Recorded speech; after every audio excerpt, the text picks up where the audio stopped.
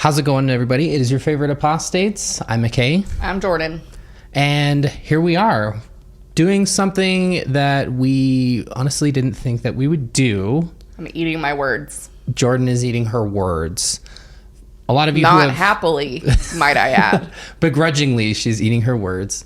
But since the inception of the little series that we've done, which has kind of been more than a year on and off, about Mormon influencers, Jordan has said that we would not address this person. But just as a reminder for those of you who may have missed that last little bit, that last little chapter of our channel, just a recap on what we do when we talk about Mormon influencers. A lot of people, when we first started making content, especially on TikTok, would ask us why there are so many Mormon influencers. And if you're new here, we used to be Mormon, lifelong members, did the culty temple rituals, wore the Mormon underwear. We did all of it, got married. We did the whole thing. I spent 2 years in my life in Honduras.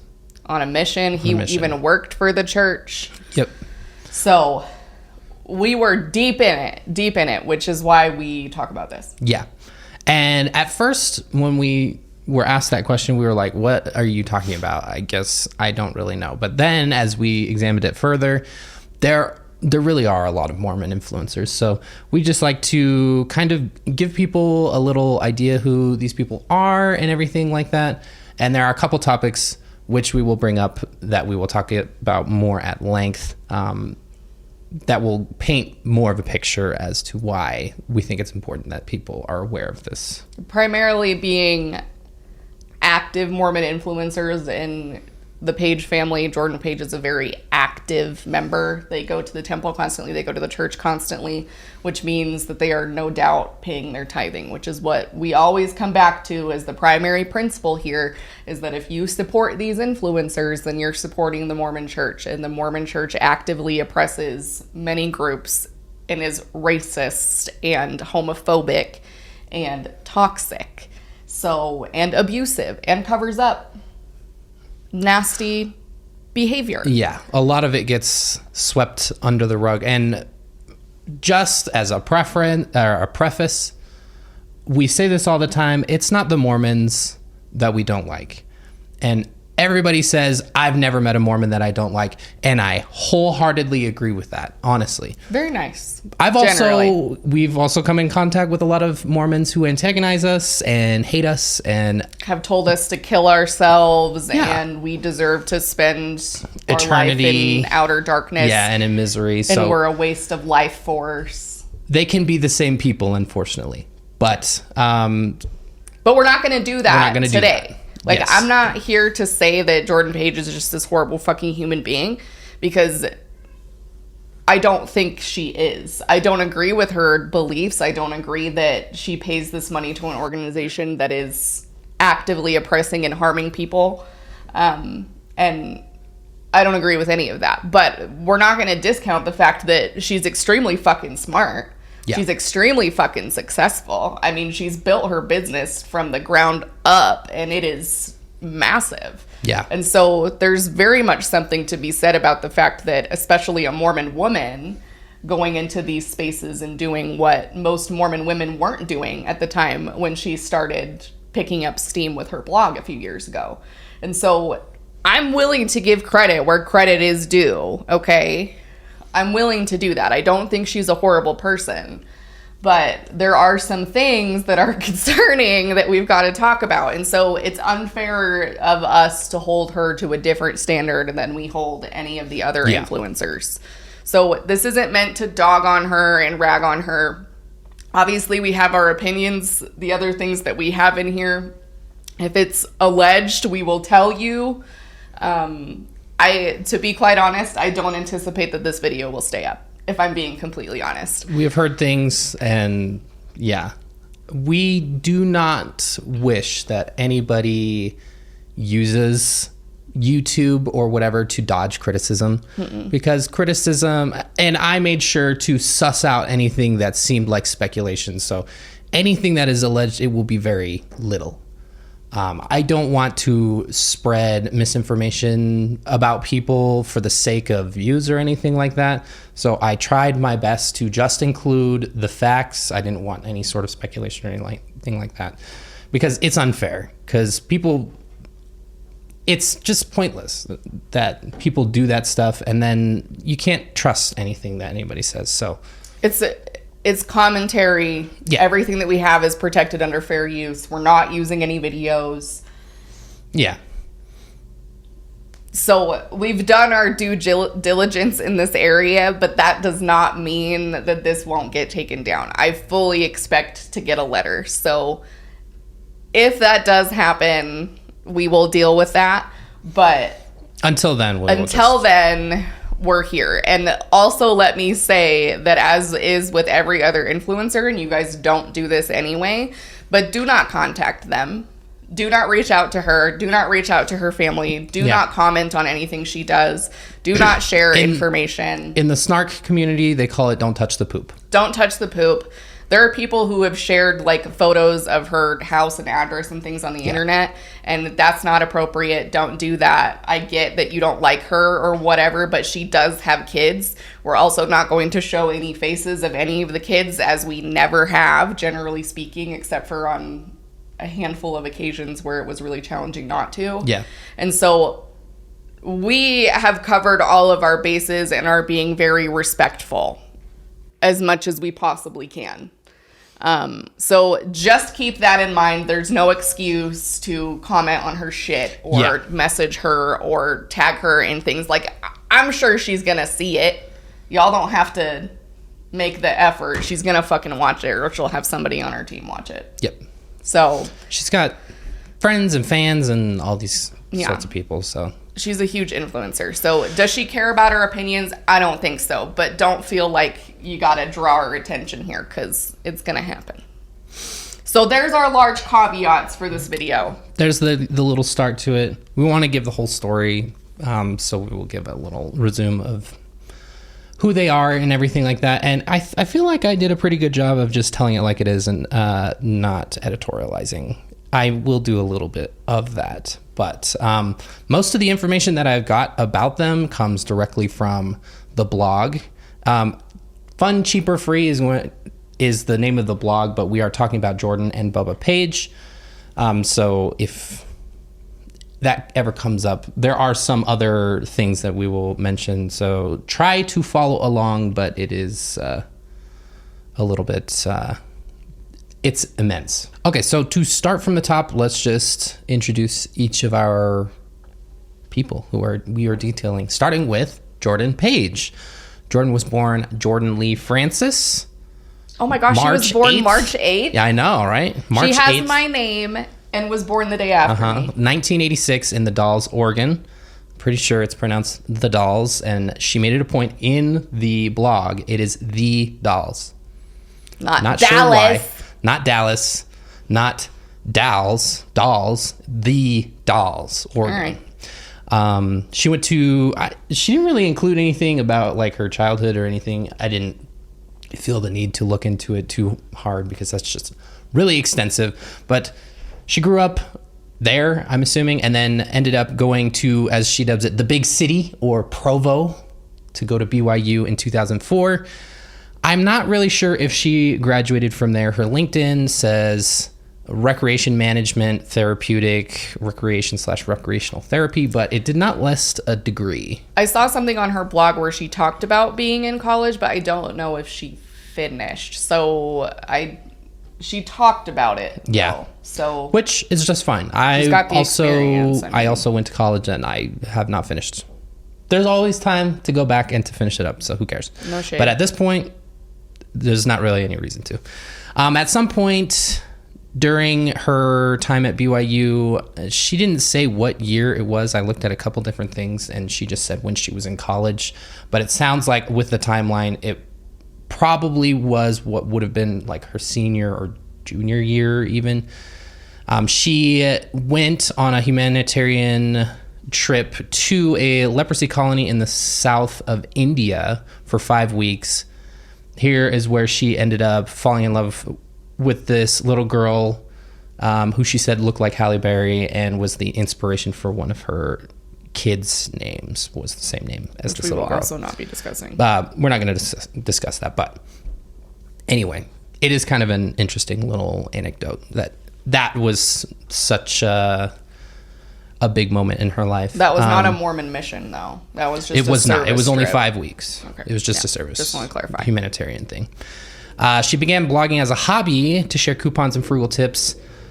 This is pretty normal for the 2000s. If you know anything about the Mormon mommy vlogger universe, you know that this was right around the time. This was before, 2004 was the infancy of YouTube. People were not really like making content for that purpose or anything like that. So she was blogging away.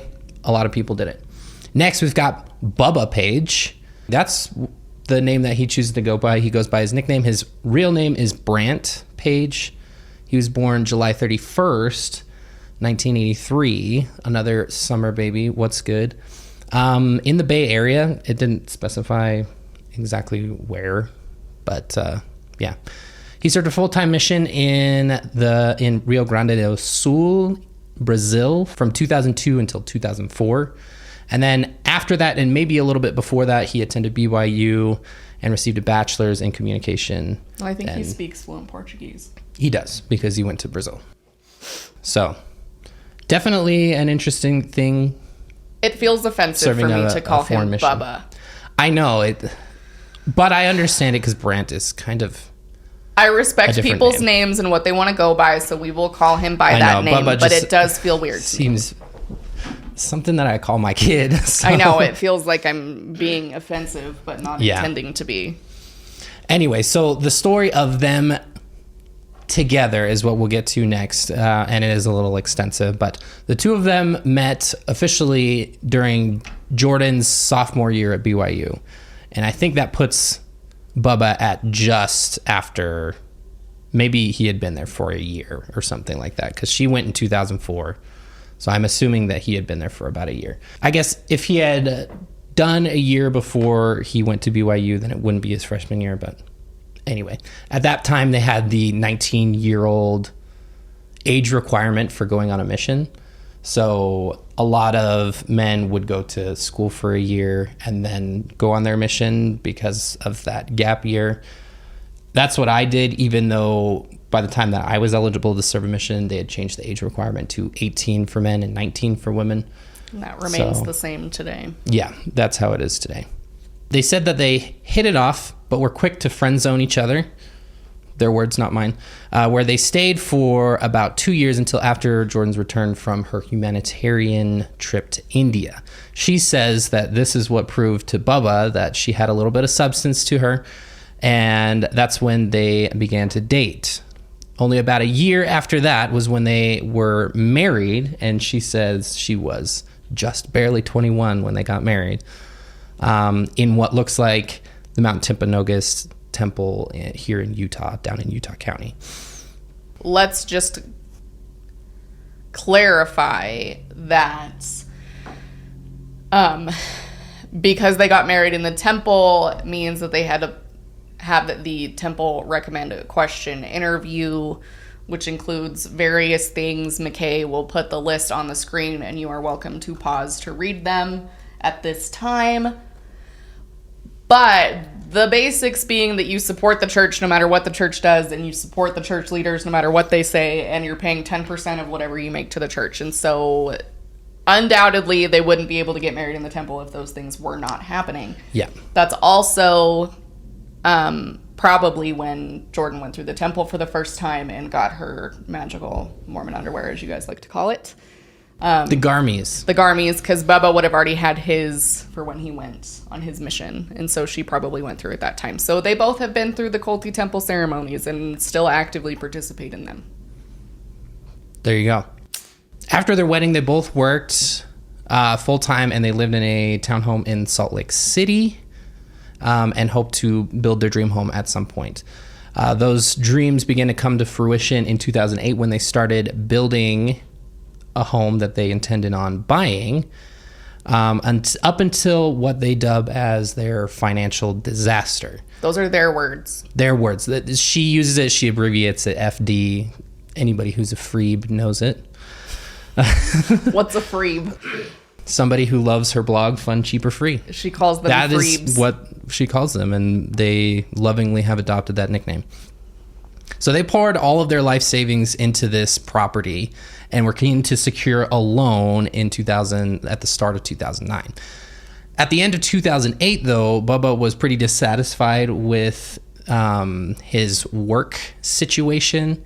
They don't really detail what that means or anything, but he was fed up and he decided to leave and just stay on as an advisor or something like that. Obviously, I'm not familiar with the nature of his work, so I'm not sure how that works. But as somebody who is an adult post 2008 housing crash, I can't even fucking grasp this idea of going from 2 full-time salaries to 1 and planning on securing a mortgage.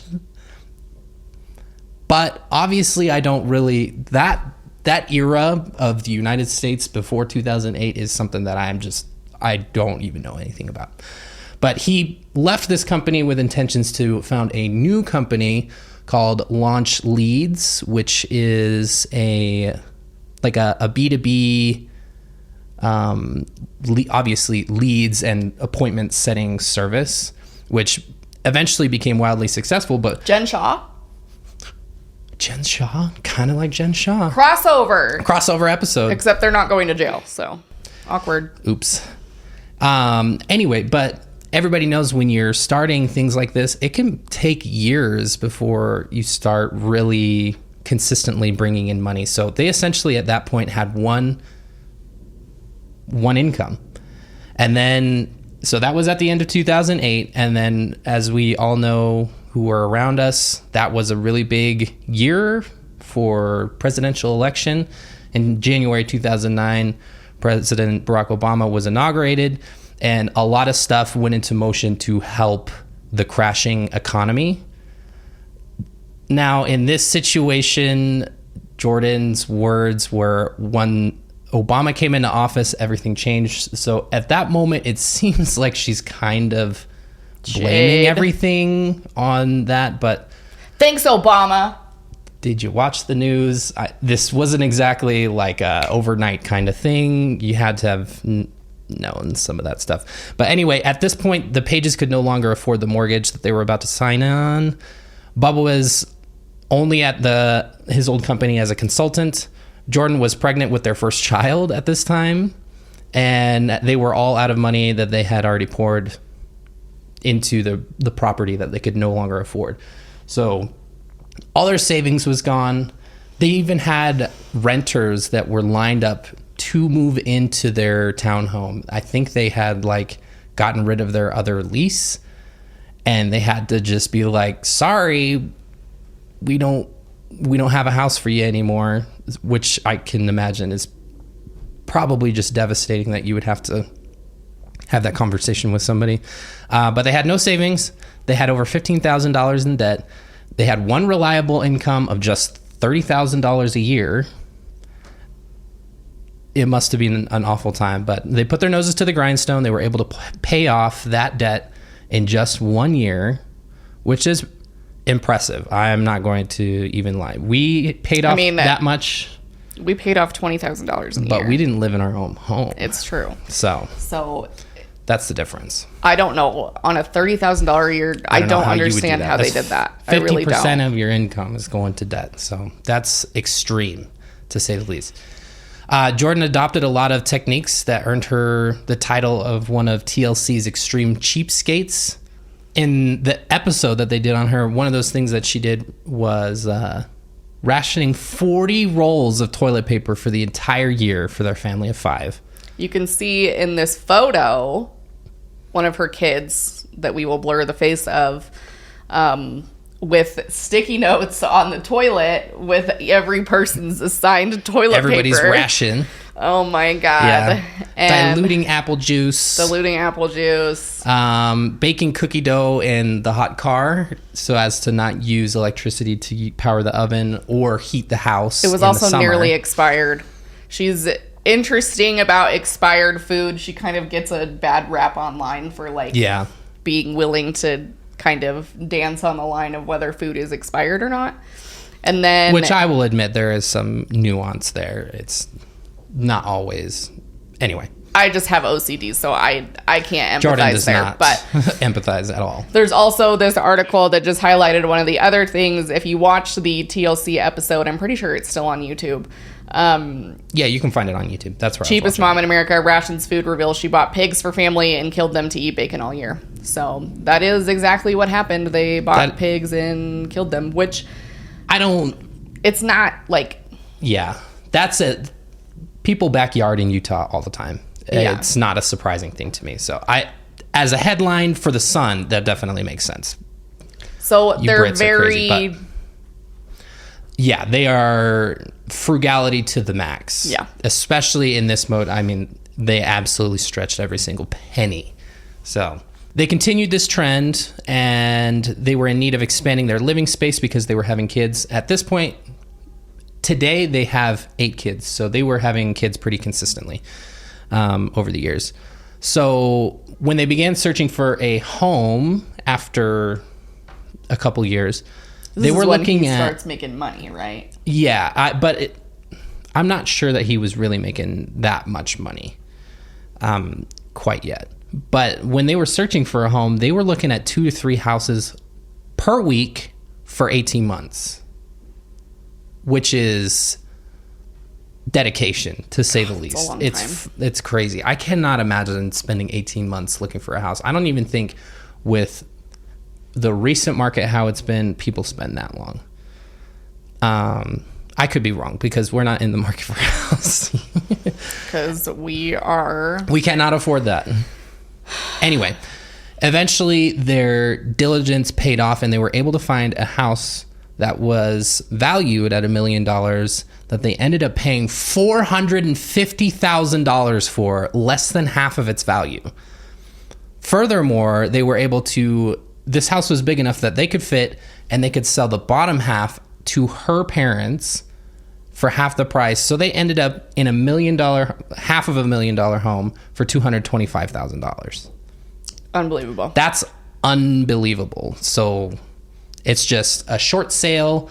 They were lucky with how the market was and everything like that. The only reason they were able to do that is because of the timing. Diligence and There's luck. no amount of financial finagling you could do to get a house like that if the housing market and the economy wasn't working in your favor. Yeah. Houses you can't do a 5-finger discount with. So that wasn't like some magical trick that she was able to do. No, that was timing. Yeah, that was them looking and timing. Eventually, after living in this home for a couple of years, they wanted to pick back up on their dream home. The market was recovering, and Bubba was starting to make some money, so this was something that was more within their reach. They were able to turn around and sell that house for a lot more than they got it for, and they were able to get into the home that they lived. This one was in Draper. They don't live in this one anymore, but this was the home that they lived in at the time of this blog post. They were able to get into a home that is 8,600 square feet, 1.5 acres, for what she described as pennies on the dollar. So they must have made a fucking killing on that sale and then had just pick whatever the hell they wanted to live in for. They made this their home for the next 6 years. They did some renovations and things on the kitchen, for example. And then after that, in 2020, they moved to an even larger property. That way everybody could have clothes in their own bedroom. And I think maybe only they have twins. Maybe only the twins are sharing because it has 8 bedrooms. 8,600 square feet. I don't want to give any details on the newer property because it's where they currently live, but it is more than double that. Well, and yeah. So you think 8,600 is a lot. But I was going to say Mormonism is really about not so much self-reliance and teaching financial responsibility. They even teach classes. Yeah. Usually it goes hand in hand with if you're down on your luck and your bishop deems you worthy to receive like food from the bishop's storehouse and things of that nature. It usually goes hand in hand with these classes. And they teach so you that you're not taking their aid for forever. Yes, and there is also a system behind that aid that we've talked about before that I won't get into in this video, but it's also fucked up. So if you're having a hard time for more than 3 times in your life, Mormon church ain't gonna help you. You're shit out of luck. But the idea is that you don't live outside your means, right? Like that's the fundamental kind of principle within Mormonism. And so it just seems excessive. It really does. Like I understand the point of having enough bedrooms for your kids. Yeah. But there are nice homes that would have bedrooms for all of our kids that aren't almost 20,000 square feet. Yeah. You know, like, and I don't know. Rich people, bro. I don't know. Inevitably, somebody's going to comment and say, You're you guys are just jealous. And? You know what? I mean, sure. Do we want to be in a bigger house? Absolutely. But, you know, we got fucked over by previous generations. And so we're never going to get into a house ever. Yeah. But everybody wants to be in a better house and that's fine. But even myself, like, I don't know that I could clean a house that was like 8,600 square feet. Like, I don't know that I would want to take that on because then I would also have to decorate all of those rooms also. Like, it would seems like so much. It would be like living in an insane asylum for us. That's like, the way walls too would much. be so empty. Like, I don't even know how to fill walls. I never want a house that's bigger than my Dyson handheld vacuum can hold a charge for. Yeah. Yeah. It's a lot. And I'm not trying to yuck somebody's yum, but at some point it's like... Yeah. Well, and they have a lot of kids, so finding a house that has 8 bedrooms, that's not a fucking McMansion, is just... I see. Especially here in Utah. But 20,000 square feet. It's crazy. Come on. Anyway. Yeah, don't go looking for their house or anything like that. There's not really any need to do that. You can look at their Instagram if you want to see parts of their house, but anyway, don't bother them. Before we move on about just a little blurb I wanted to share about the house. She made a blog post about their house when they were selling it so that they could move into this current one, and just kind of gave details about the things that they had done over the years and everything like that, and at the end shared about their financial disaster and how they're able to afford this and blah, blah, blah. But at one point in this blog post, it was kind of like set up as a Q&A, but one of the questions is, why are you using Homey? Is it sponsored? Now, Homey, if you are unaware or you're not from the Western United States, because I think that's the only places that they operate, Homey is basically like a digital real estate agent, and it cuts costs on real estate agent fees and things like that by a lot. So it has been really hard on advertising here in Utah especially. But they used Homey, and her answer was, nope, not sponsored. Homey charges a flat rate instead of a commission, and we need every dime to put into repairs and updates on the new house because it is an older construction. So we opted for Homey for the savings. We've been super happy with the process, and we love both our buying agent and selling agent. We used Homey to sell our rental home a few years ago and decided to do it again. Highly recommend it. So it's not sponsored. However, it is interesting that they chose not to disclose that Bubba had invested in Homey in 2019. So is that illegal? No, not at all. However, it comes off as A, disingenuous, and B, dishonest to say, no, we're just using Homie because we like it. And maybe you do like it because maybe it's a great product or whatever. If you invested in something that you didn't think was a great product, you're a bad investor. But to not disclose that kind of information, it just... Notably... I don't know, man. Notably, Homie is under some distress at this point. There's been a lot of murmurings, like in the Utah area, that they're not doing so well. And then they ended up laying off a bunch of people, and then their CEO also stepped down. And then they laid off some more people after that. And so it's not doing great. It doesn't sound like. Yeah. So, I don't know.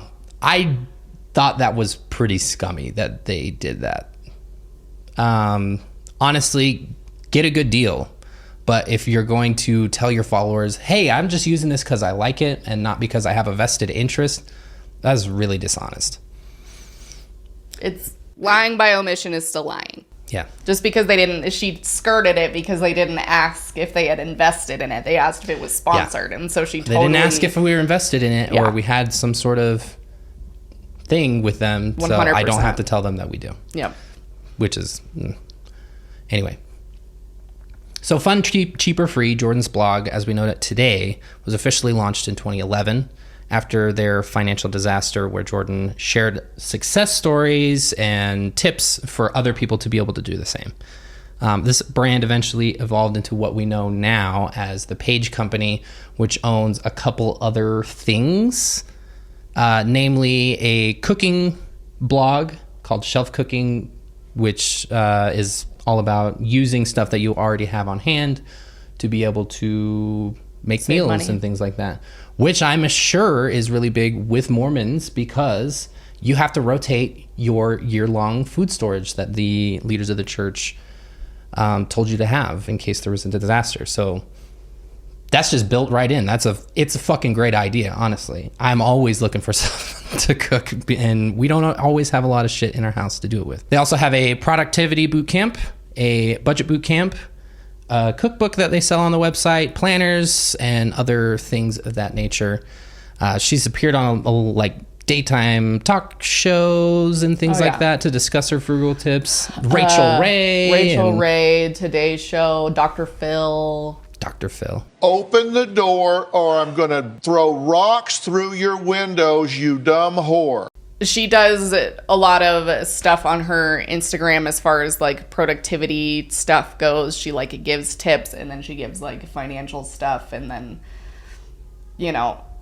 I feel like the stuff she posts on Instagram really isn't that groundbreaking. But I'm assuming she does it that way so that you go by her course. Well, and even some of the stuff that I'd seen that they were detailing and how they reached financial success, it was like stuff that you would hear Dave Ramsey talk about. So I didn't take their course or anything. I'm not here to say, oh my God, this is just groundbreaking or whatever. But it just seems like the same stuff that people have been talking about for years. But they are legally distinct and not the same.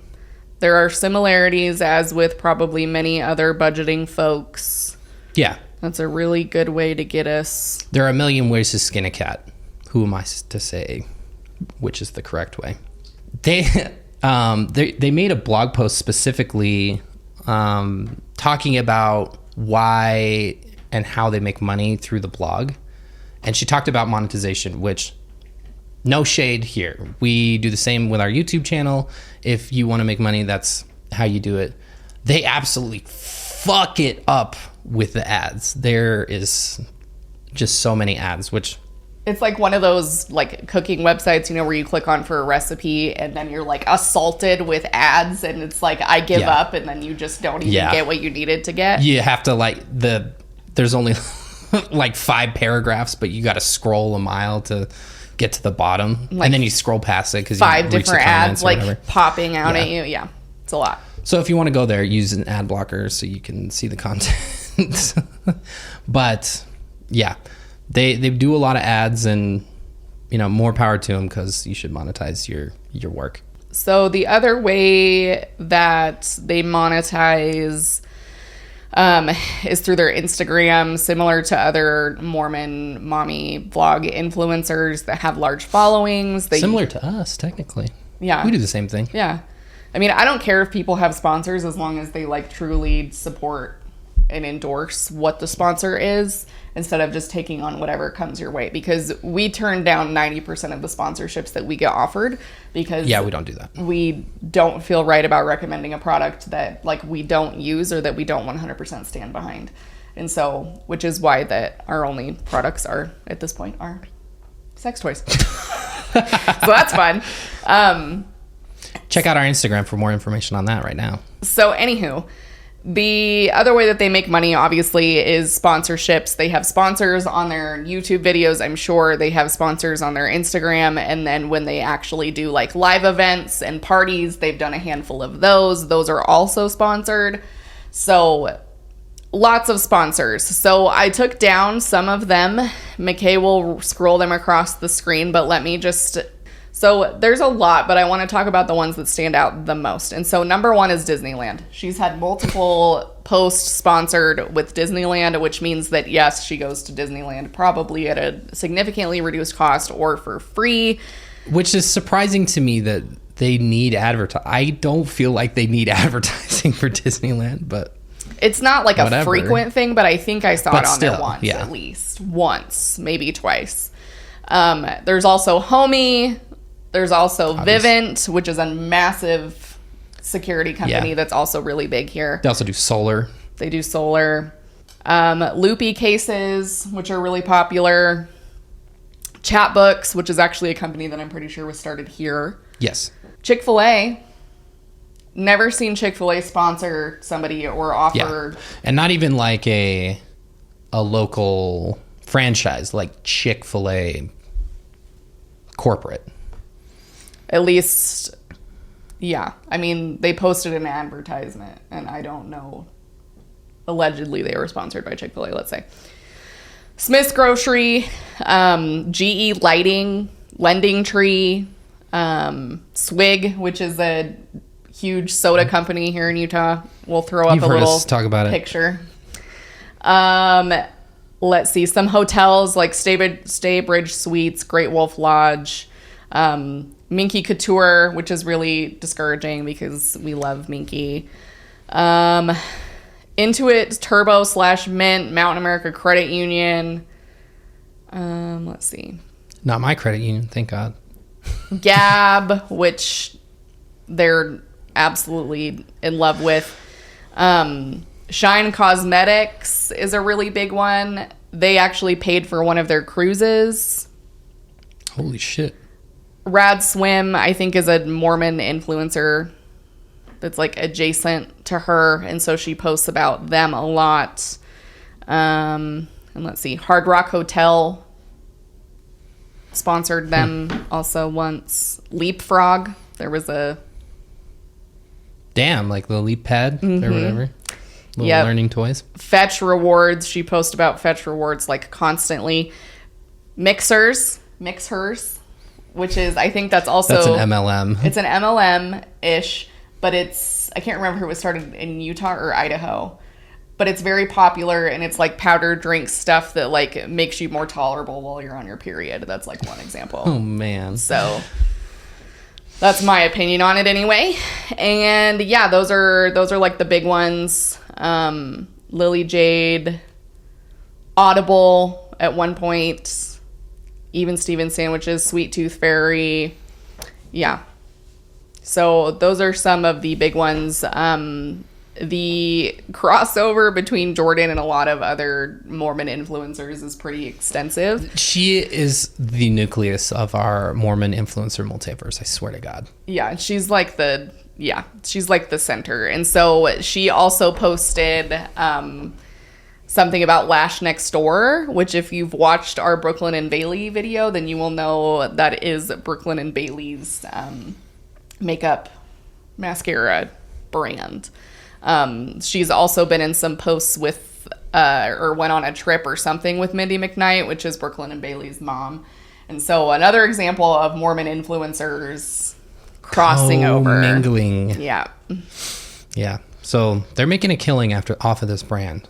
It's For sure. gotten a lot of eyes. She only has 558,000 followers on Instagram, but I mean, huge YouTube channel that she's not as active on that anymore. She hasn't posted on YouTube in months. They are across all kinds of fucking platforms. They have diversified, and honestly, They have a staff. Yeah. Because there's no way that you could manage all this. So they have paid employees. Yeah. Anyway, moving on. On the same timeline that Jordan was succeeding in her blog at, Bubba was also succeeding with his company Launch Leads, which I kind of explained a little bit ago.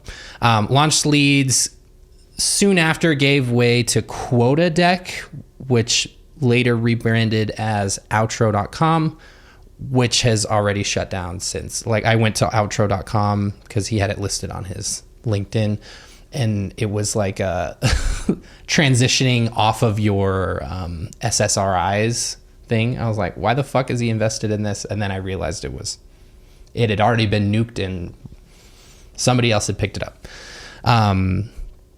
In late 2010s, he became an angel investor because he was doing so well with all of his other ventures, and has invested in a bunch of Utah-based companies such as Gab, which Jordan had already mentioned, and we will come back around to it later.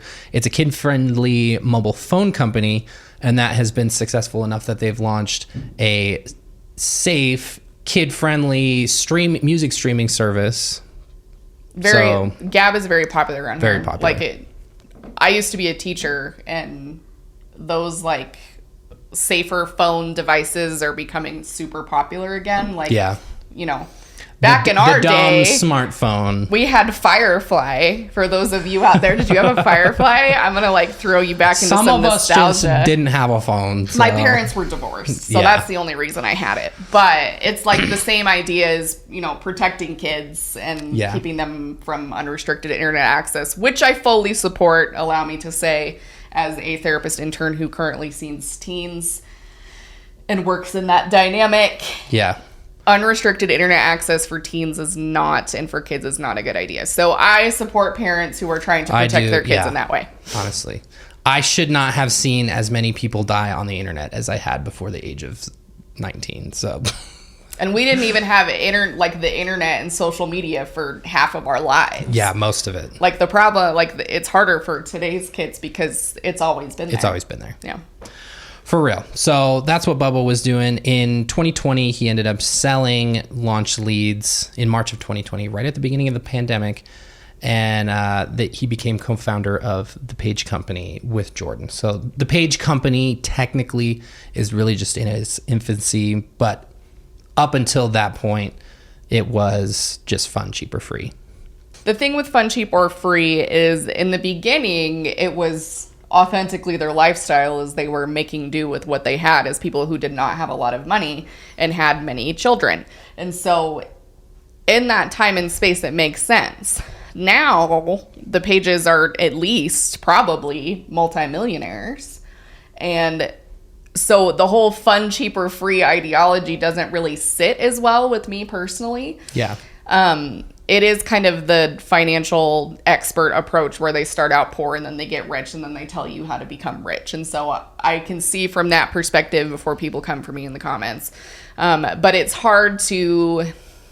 It's almost like... I told McKay the other day, it's almost like cosplaying being poor. Like, my poor pandering followers, I have to teach you how to live within your means while I sit in my $20,000 or my 20,000 square foot house and... Yeah. And people pay to send us on cruises, and Disney World pays us to go there and then tell other people to go there, and they can get a deal for me. So it's unsettling for me. I don't like it. There's plenty of people who do, so don't get your garmies in a wad about it. But she is a little insensitive sometimes, I feel like. Like, McKay found this quote from her blog. This is directly off of her blog. This is the About Me post. This is not alleged. This is her actual I didn't have to dig quote. To find this. And it says, "And no, we aren't rich, haven't won the lottery, and no one has ever given us money ever." So I agree with the fact that they haven't won the lottery. I disagree with the... That house could be construed as that. I disagree with the no one has ever given us money. I think that's meant to be like a we never took handouts type of thing, which is fine. Maybe they didn't, whatever. But people give you money now in exchange for what you offer. So that's not even entirely true. But you are fucking rich. Sorry, you are. Yeah. If you do not think that you are rich, you are in deep, deep denial. Deep denial. Yeah. Well, and I disagree with the no handouts. No one has ever given us money because they legally secured a PPP loan that was forgiven. I would consider that a handout. And this blog post may have been written before that, but maybe go in and edit that part out because it's not true. I am perfectly okay with people taking PPP loans because they did it legally. So who am I to thumb my nose at it? But it is a little disingenuous to say we didn't never take any money from anybody. Because then you make posts like these. So let me read this for our listeners. It's so sad. This is a photo of her kids looking into a store that has a sign that says, oh, it's the Dollar Tree. That has a sign that says temporarily closed. The Dollar Tree. The Dollar Tree. That's rich. It's so sad how many places are closing because people won't come to work. They aren't going out of business. They simply can't function because people aren't motivated to work right now, especially in the minimum wage job range. The restaurant last night closed abruptly while we were there because people wouldn't come in to do their shift. Dozens of examples I've personally experienced over the last few weeks. It's discouraging and disappointing. I won't even get into all of my thoughts on this, but just know I have many upside down smiley face. Parents, 2 exclamation points, teach your kids to work. That is a quote directly off her Instagram screenshot. So I would like to amend that last little statement. Parents, teach your kids their worth because not every kid is going to be out there working at Dollar Tree. And if I ever thought that any company was paying their employees more than what they were worth, it's definitely not Dollar Tree. She sounds like a fucking boomer. She does. Kids don't want to work these days. Nobody wants to. She sounds like Kim Kardashian. Nobody wants to work these days. Yep, literally. Get your fucking ass up and work. It's insensitive, honestly. She did get called out by at least one person in the comments, and she did write a response that I don't remember, but it was something like, I closed out of the post and didn't look at it for a few hours and came back, and yours was the first comment I saw and was something along the lines of like, I'm not trying to be insensitive. I see where you're coming from. And so this is what I mean when people who start off by being poor and teaching people how not to be poor evolve into this rich people thing where they're like, these minimum wage workers don't want to work. And I'm like, maybe because they're making $7 an hour. Maybe that's why they don't want to work. Jordan, do you know how far here in Utah, I think the minimum wage in Utah 50 something cannot be more than a quarter more than the federal minimum wage, which is only $7.25. It's $7.25. Okay. Yeah, so it is the same as the federal minimum wage. $7 an hour. If you're working 40 hours a week, I am unaware of any place that will rent to you. Average rent in Utah for a 1-bedroom apartment is $1,700. That's in Salt Lake. We are in a more unsavory area of Utah that people like to say because they're racist, and our rent is about that high as hell. Yeah, and but where we live right now also is required to own a car. So not only do you have to pay that much in rent, but if you are our neighbor and you are making minimum wage, you have to have a car. There's no way that you're getting to work on time because we live out of the way from everywhere that you can work is away from us. That's $290 a week without taking out taxes. So what, times 4?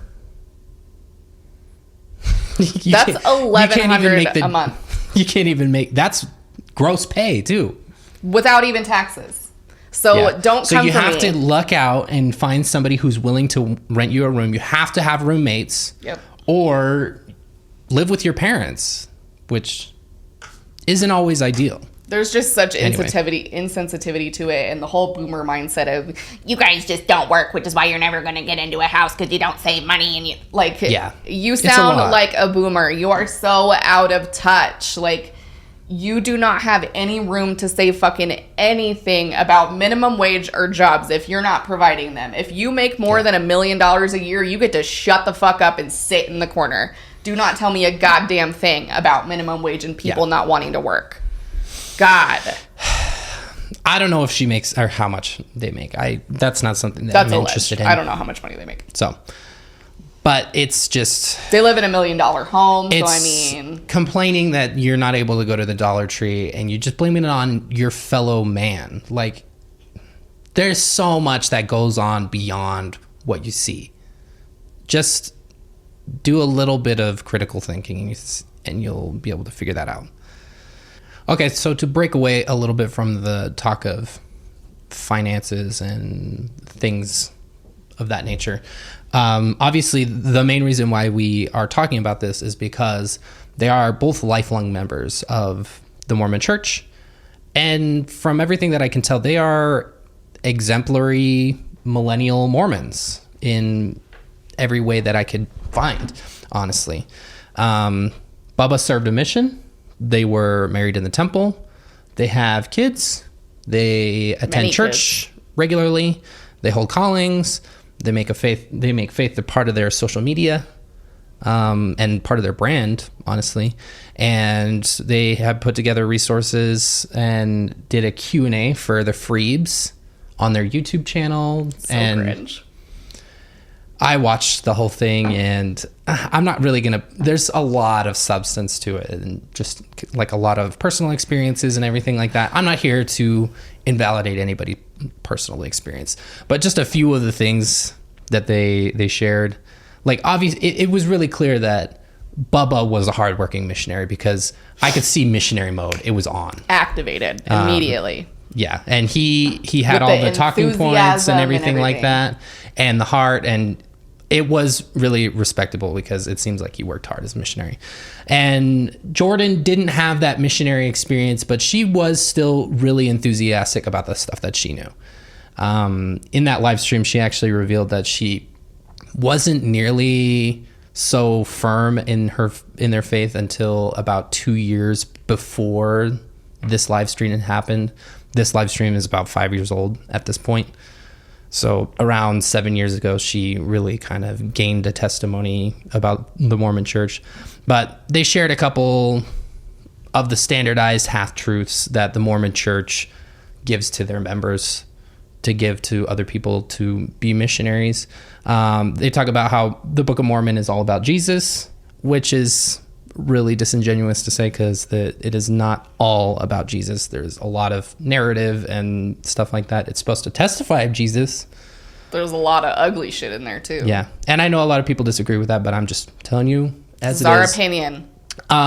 They made a case for the Book of Mormon being true based on a talk that Tad R. Callister gave, which is a lot of just taking the end of the power strip and plugging itself into itself.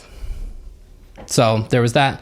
They talked about garments a little bit. She shared that the way that they view it is it's okay to wear garments any other time except for like recreation, which seems like they do a lot of recreation, but that's neither here nor there. Sex? That would be recreation in my book. I was thinking like recreation, like going to the gym, like recreating. Oh, yes. Recreation, like going to the gym. Soirees, which they do at their house. We need to include an image of that. Yeah, if your dress doesn't fit that, then I guess that counts as recreation. If it doesn't fit the garmies. They claim that there's no paid clergy, which is true to an extent. But again, it is a half-truth because the higher, all the top, I call them executives, the top leadership of the church receives a stipend every single year, even though the 12 apostles, they are all very well off. Anyway, they claim that there is no teaching of polygamy, which is teaching of false. polygamy or no polygamy now. That they don't teach about polygamy. It's Well, not a that's doctrine. Does Which he was read right DNC? I know, right? This was right after Nelson was called to be the prophet, and Russell Nelson, the current president of the Mormon Church, is sealed to his current wife and sealed to his late first wife. So So what would you call that? I would say that when he dies, he believes that he's going to be married to 2 women. It's not that he's married to 2 women now. It's that... Yeah, I'm no dictionary, but I'm pretty sure that's called polygamy. Also, will you put up the scripture? What is it, like DNC 122 or something that talks about I don't know what it is. polygamy? Maybe. If you will find it for me, I can Yes, put it I up will. there. And they also claim that the church never takes a stance on politics, which I don't blame them for, because even the apostles have been caught in lies about this one. Hello? Hello, Is this Prop Jeff 8? Holland. Is this Prop 8? Is this Prop 8? Oh, okay. Yeah, I forgot the church funded Prop 8 practically. Yeah. Interesting. So they did take a stance on that At least one? $200,000 Interesting. from the church coffers. I don't even know if you could figure out how much from the members' pockets. The church doesn't take a stand on politics, but let me paint you a current picture of the legislature. Here, I will illustrate it for you visually to help you understand. There are currently 81 Republicans and 22 Democrats in the Utah legislature. Of the 81 Republicans, 80 of them are Mormon. Of the 22 Democrats, 9 of them are Mormon.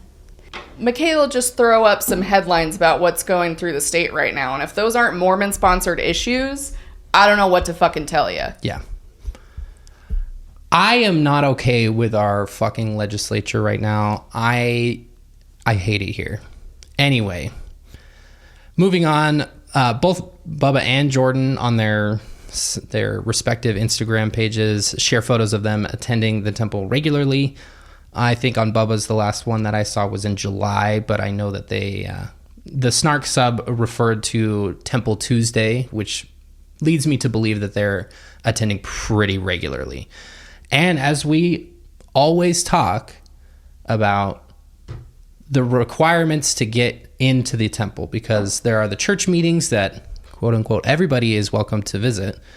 And then there are the temples, which are considered to be sacred buildings that only people who prove themselves to be worthy to enter can enter. And they do this by interviewing with their local church leaders, and they answer a certain set of questions. One of these questions being if you are a full tithe payer. In the Mormon Church, it is expected, and you have covenanted when you are baptized and become a member, you have covenanted to pay 10% of your income to the Church of Jesus Christ of Latter-day Saints. Income, 10%, always. And you'll get asked about it once a year, at least Every 2 years. for tithing settlement. For tithing settlement, your bishop They calls print you you in. off a sheet Yeah. of how much money you've paid them and asked if this is He wants you to look him in the eyes and tell him that you have paid your 10%. You declare yourself a full tithe payer. And then they re-ask you that question every 2 years when you re-up your temple recommend. And if you're declared a full tithe payer, then you check that one off, and they look at the other questions to make sure that you're quote unquote worthy. And if not, usually that's a big one that will keep you from receiving your VIP pass, all expenses paid trip to the Mormon temple. And in Utah, it's not unheard of for pretty dedicated members to go to the temple on like a weekly basis. In other areas of the world or in other areas of the United States, like it's more of a It's a privilege. It's a privilege. Like even when we grew up in Colorado and when we lived there, the temple was pretty far still. Yeah. And so it would be like an every few months kind of thing. And so these two live really close to a temple, especially when they were living in Draper. They probably were like super close to it. They were up the street. So they were probably...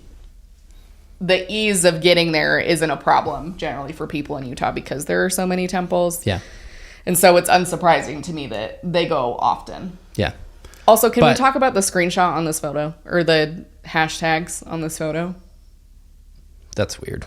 Smoochy, smoochy. Smoochy, smoochy at the She's temple so millennial, it pains me inside. where you used to pantomime slitting your throat. And I guess they probably didn't have to do that. My parents did.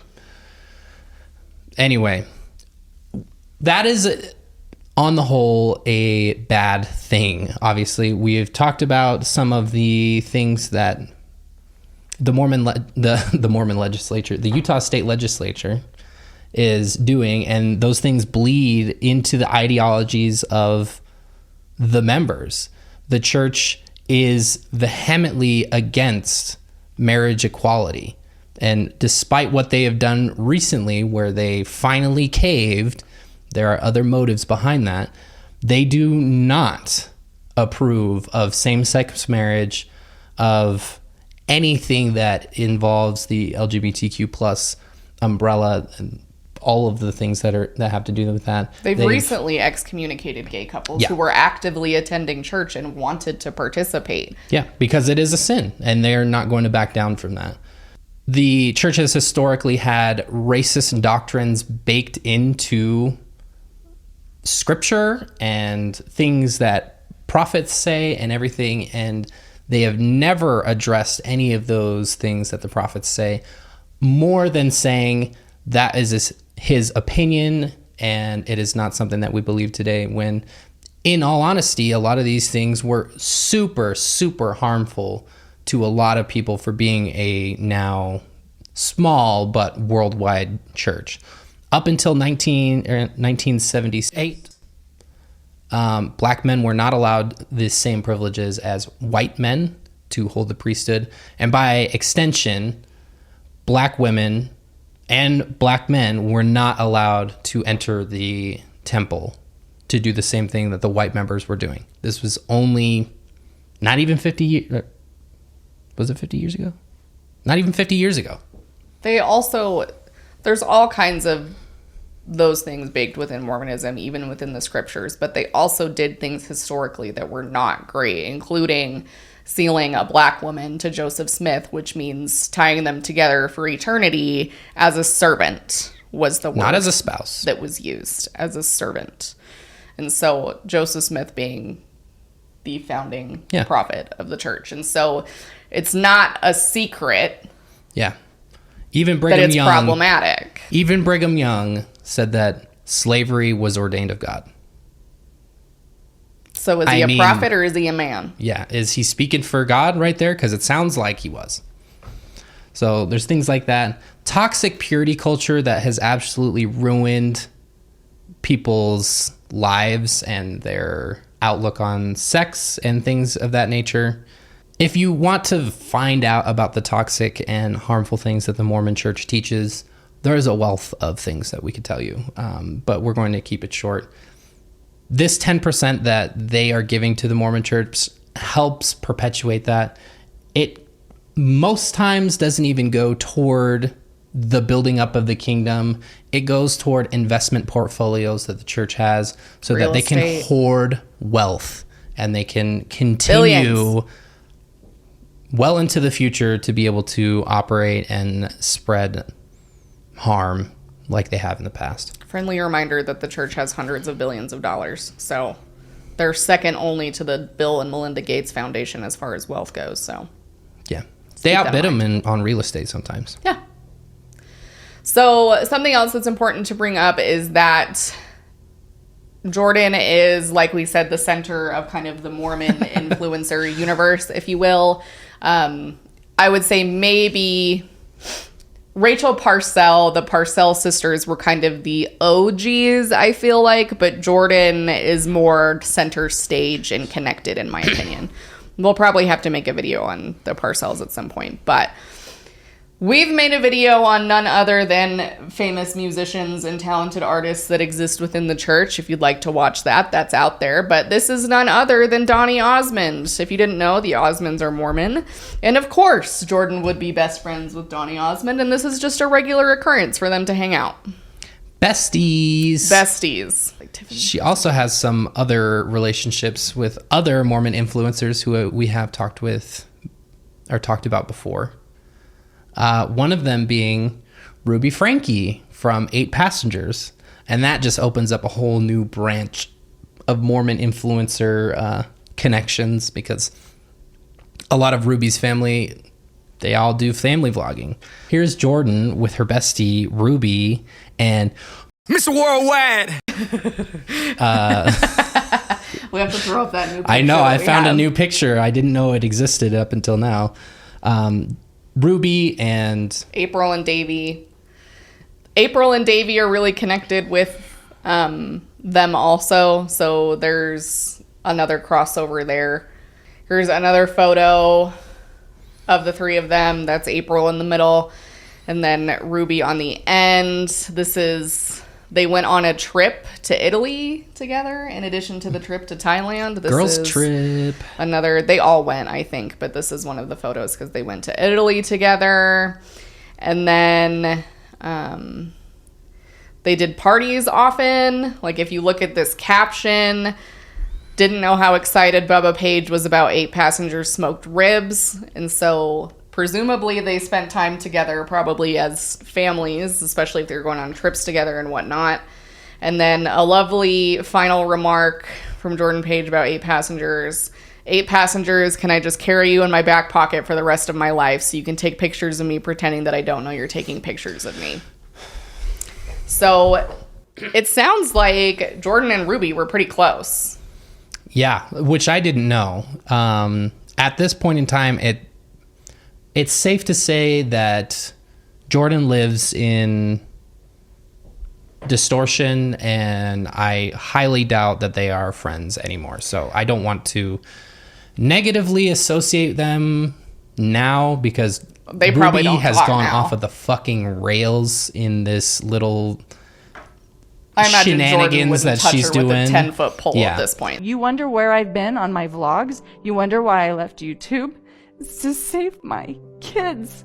They have not posted anything as of recent, at least not since Ruby went down the whole Moms of Truth thing. The ironic thing is, in all of those posts that on Jordan's page that are old that Ruby is tagged in, that account, the 8 Passengers account, is no longer existing because it got transformed into the Moms of Truth account. And so if I were her, I would go and untag those posts. And she probably doesn't know this because she probably doesn't care. But all of the tagged photos that she has now are tagged Moms of Truth. And so if that's bothersome to her, just a quick heads up, I would go untag those photos. I wouldn't want to be associated with that little brand that they have. I wouldn't be able to see that they're tagged anyway because I am blocked by that account on my personal. So anyway, there's her little connection with Ruby Frankie and the 8 Passengers. And then we've got Brooklyn and Bailey. We've got Mindy McKnight. Like, we could do a whole other video on how all of them are fucking connected. But we need to start a web. We really could, because there's a lot. Like, I'm not kidding you guys. The connections in this sphere are vast. They are vast. And it's wild. Like, even Alex Boyer, she's done some events with Alex Boyer, who's under some heat right now for some choices that he's making. Alex Boyer was also in our Mormon Musicians video. So you can go check him out. But he has left his wife, and she is relying on the bishop's storehouse for food and is raising 8 kids by herself. And so I don't have a lot of compassion for him right now. So bonehead shit. They've done events together. She's done like party bus events with him, and they've done live events and shit. So there's Alex Boyer, just another connection. Donny Osmond. Like, I swear, this shit goes on forever. Forever. She's also tagged BYU TV and stuff in a lot of things she's done. She's gone and spoken at BYU for different classes and conferences and things. And so she's down there a lot, and she's done some stuff with BYU TV. And then she's also been on like local Utah news. And so that's not surprising to me at all. So some honorable mentions for shit that I'm like, why? What? So I'm not even going to say the caption on this, because it makes me uncomfortable. I'm just going to pull it up. Sorry, listeners. You can... I guess I will refer to this in the best way possible, but they're in a jungle and she's claiming that she's sick. Posting a picture of her with her husband. So if you want to see the cringe, then you can head over to the YouTube channel. But you here on YouTube... This is not appropriate, okay? Let me just say right now. It's not cute like, I know what her intent was not that, but we know intent is irrelevant. But if you didn't know that this term was problematic, I encourage you to do some research, because this is not an appropriate term to have. So if you use this, take it out of your vocabulary. Yeah. Thank you for coming to my TED Talk. Thank you. And then here's another honorable mention for modesty. Now that the weather is cooler, I bust out my uber ripped jeans, just stick a pair of fun leggings under them to avoid flashing too much skin. Okay, this is a level of Mormon that I cannot even participate in. A little extreme. I have never seen anybody do this. Have you? I've literally never seen anybody do that. This is like an extreme level of modesty. Extreme. Rather. That most people just wouldn't wear ripped jeans. Yeah. Which ripped jeans are against the honor code at BYU and BYU, Idaho. Just True. a little tidbit I don't there. care if you wear ripped jeans, but shit, like, do you... Yeah. Anywho, and then another honorable mention that made me uncomfortable. This is like some 2000s level cringe that she's posting in the 2010s, maybe even 2020s. For our listeners... I didn't see the her date on that. She's posing, and her shirt says, kinda classy, kinda gangsta. With an A. With an A. At the end. I didn't pronounce in that. her child's room with the crib. It's just... So... I don't know what to do with that. She also had a meltdown over the cuties controversy. I don't know if you guys remember that. It was right at the beginning of the pandemic, I'm pretty sure. Yeah. When everybody lost their mind over the cuties Netflix show, and then everybody it might was have been trying right to before cancel Netflix. She had a whole ass meltdown about it, but the biggest thing is, as part of that meltdown, she used it as an advertising opportunity to talk about Gab, which, remember, they are invested in. So that worked out really nicely in their favor. There's also this. They bought this giant combat camper army military type vehicle. This is just ridiculous to me. I don't know if they still have this or not. I cannot believe that they spent money on this. This is like some stupid man shit right here, if I've ever seen it. Yeah, I would agree with you on that. It's not frugal either. Like, I just look at that and it makes me think of all the maintenance and shit that goes into buying an old military truck like that, or the tires. I remember working on tires, and some goober around town bought a Humvee, and then he would bitch that he goes through tires like nobody's business. I'm like, it's because you're buying consumer tires for like a commercial vehicle, my guy. That is neither cheap nor free. It's probably fun, but like, it's expensive, bro. What? Another bizarre one. I don't ever try to judge anybody's parenting, because I know everybody does it differently. And as long as you're not physically, emotionally abusing or neglecting your kids, I try not to pass judgment on people. But this is just one of those things that if I was doing this, and I would never do this. I am a parent, by the way, before all of you idiots comment. I would never do this, and if I was going to do this, I would not post about it on social media. No. So this was shared on Jordan's Instagram account, and they were going to a New Year's party at their neighbor's 2 doors down. And so she comments, New Year's party 2 doors down, too cheap to pay for a sitter, equals baby monitor via FaceTime, works like a champ. Hashtag don't report me. Hashtag we check on our kids, don't worry. Hashtag only for 2 hours. Hashtag don't try this at home. If you have to include those hashtags, wouldn't that be a red flag to you to be like, maybe I shouldn't post this? The fact that it's still there. Shocking to me. Yeah. This was from 2013. Yeah, this was like really early. It only has 38 likes. It's yeah, like, this is like you have to way dig the for hell this early. shit. But I would never. I would never. Like, the very few nights that Jordan only works one night a week. It also happens to be the night before garbage day. I don't even drag the fucking garbage can out to the curb. which is not far. It's not worth the risk, in my opinion. No. And people are going to be like, they can still see, it doesn't matter. But what if, like, something crazy happened? Like, I'm not trying to, like, say that they're bad parents here, but I'm like, what if your kid has a seizure and needs immediate medical attention and you're seeing it on the FaceTime and you're 2 doors down? Like, yeah, that's precious time. That's precious time if something were to happen. And is it likely that something would happen? No. But is it a risk I would be willing to take? Also, no. It's just a weird flex. Like, oh, I'm too cheap to pay for a sitter, so here's me on my MacBook. I can afford a MacBook, but I can't afford a sitter. I would never tell on myself like that. That's a self-report if I've ever seen one. Like, that's not cute. Yeah. This is not a reason. Let me just include this caveat right here, right now. She also talked about this. I don't know if she's ever been reported to DCFS. When you're an influencer who talks about your kids and people don't like you, it's kind of inevitable, unfortunately. Do not call DCFS or CPS on influencers unless you have absolute proof and 100% are confident that that's what's happening.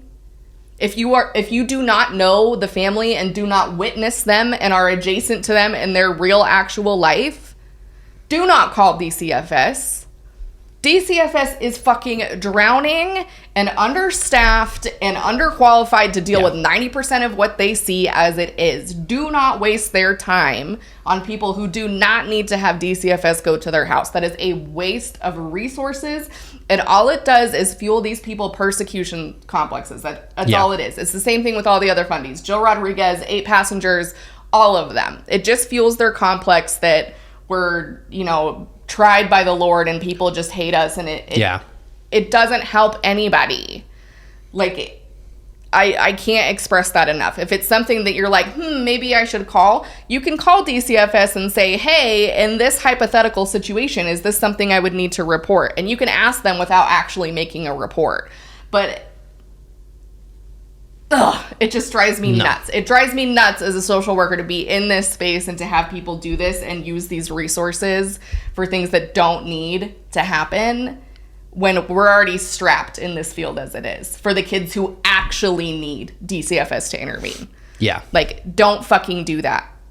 Jesus. On any of these influencers, Jordan included. Okay, so I wanted to save this for last. We did not expect to find something like this in this little deep dive, and we probably almost would have missed it. But I labeled this in our notes as weapons grade cringe. Why the fuck would you post this? Because I was speechless. I had found this on the shout out to the r/Jordan page snark subreddit. We'll link them in the comments. We were just looking through stuff, and we had seen somebody make reference to this post, but it was kind of hard to find, and then somehow Jordan found it. And I thought, there's no way that we were going to find this. We're going to have to look through the Wayback Machine or something, some sort of archive shit. I scrolled for a long time. 2019. But we found it, and lo and behold, it's still up. But here is an Instagram post of her at the Holocaust Memorial Museum. Shout out, because it is important that people learn about the absolute horrors that is the Holocaust, because the way that we prevent something like this from happening again is educating ourselves and moving forward in a way that is opposite of what the fuck happened. Anti-Semitic comments or sentiments that will be commented on this video, you will be blocked and the comment will be deleted. No tolerance whatsoever. No. Anyway, so here's the picture of her with her daughter at the Holocaust Museum in Washington, D.C. It's the caption. I've been waiting to come to the Holocaust Museum since high school. Why? I'm not Jewish. I'm not German. It happened so long ago. This kind of thing doesn't happen anymore, or does it? It was an incredibly humbling experience walking through the exhibit with my kids, trying to explain to their innocent minds how millions of people could horribly be murdered simply because of how they look, because they had mental illness, physical disabilities, because of their religious or lifestyle preferences. Up to this point, we're good. It seems so long ago, so far-fetched of an idea, and yet, in the 1830s and 40s, were my own people the Mormons, not driven from their burning homes and forced to walk barefoot across the U.S., dragging handcarts, seeking refuge in Utah because simply they were Mormon. In the 50s and 60s, my own parents' generation, did we not discriminate, hurt, ostracize, and even kill here in America because of the color of one's skin after generations of slavery that brought our very own country to war against ourselves? And even now, is ISIS not running rampant, murdering people by the thousands simply for being Christians? Is the child slave and pornography industry not as strong as ever? Are we not shaming people for their weight, their size, whether they use plastic forks or not? What? That's real cute. What? Their sexual or political or religious preference. If you think the Holocaust is over, you are wrong. It's just different now. The Holocaust happened out of discrimination and hate, judgment and prejudice. The only way to stop the cycle of history is to stop judgment and actions from happening in the first place. I'm so grateful for this city and its rich history. It's been a good reminder to me of the importance of teaching my children to make sure the history we repeat is the good kind, the kind that matters, the kind that changes history for the better. This is so incredibly misinformed. I couldn't believe looking through. She probably deleted any comments pushing back on this because it is such a fucking bonehead comparison to make to the Mormons. I'm not excusing the bad things that happened to good Mormon people who were deceived by Joseph and any of his associates, because that's exactly what they fucking did, and people paid the ultimate price for it. But to make the bonehead comparison of the Holocaust to the Mormons is absolutely fucking mind-boggling. And then also to bring in the civil rights movement, which the prophet at the time called a fucking communist plot. Absolutely just so misinformed. If you ever think in your brain, should I compare this to the Holocaust? Do not. Just stop. That's the end of that sentence. If that thought even pops into your head to be like, this is like the No, it's not. Shut the fuck up. Every single tragedy can exist on its own. We don't need to compare anything. Everything has its own flavor of fucking bad. There was all kinds of aspects, and it's not to diminish the millions of Jewish people that were exterminated like fucking animals, right? But to make any sort of comparison, especially to the Mormons, oh my God, it is just, I couldn't believe it. And I couldn't, like, when people were making reference to it, I was like, there's no fucking way. There's no fucking way that a post like that exists, because boy, were we disappointed. Oh man, it's so disappointing that they were not lying. It's worse that she left it up. It's bad. Take this post down. Like, she has to know. It's not cute. Or edit it to just include that first part and the last part. The middle part, you're off base. You're not even in the fucking park. So that's awesome. Love that. Unbelievable nonsense. Like, if none else happens from this video, if her team or somebody watches it, just edit your fucking caption or just archive it, period. Yeah. And it's kind of weird that she brings up these kinds of things in there, because it's kind of like the only time that she ever brings anything up. Like, she didn't do any posts, and I fully acknowledge that anything that white people were posting at the time in 2020, it's performative, but it's performative with a purpose. She didn't post anything during that period. She made one comment, one post about racism that I included that I will throw up here. I don't remember when this was, but she talked about having a conversation about racism with her kids, saying that they talked about George Floyd protests and what racism means, and that she's not an expert and it's an intimidating conversation, but she's trying. And so I can at least give her some credit there. But it's definitely not an active part of her platform. Like that's for sure. Which is interesting because she is including Mormonism in her brand constantly, which has a very racist past. No mention of the gays whatsoever anywhere. I cannot find a single thing. This was the only thing that we found that even mentioned it. Sexual preference. Could not find a single thing. So orientation is a better word. Identity, but if you are Mormon, whatever. You are homophobic until you prove to me otherwise. As a person, as a queer person, you are homophobic until proven otherwise. Point blank, period. And part of that proof is not supporting the church, not putting your ass in their pews. And so that's exactly why she doesn't post about that shit, because she knows it'll be unpopular. So she's not even going to bring it up. It's not cute. Let's wrap this up. Honestly, I think they are otherwise good. They've got big personalities. They're nice people. They're nice people. They're not as problematic as other influencers we've covered. Not nearly. They don't exploit their children as much as other ones do. Yeah, they do the family blogging thing, which I don't like. But they do that, but they're not having sex talks with their kids on camera, at least. We might have to come back around because we got a repeat offender on our hands.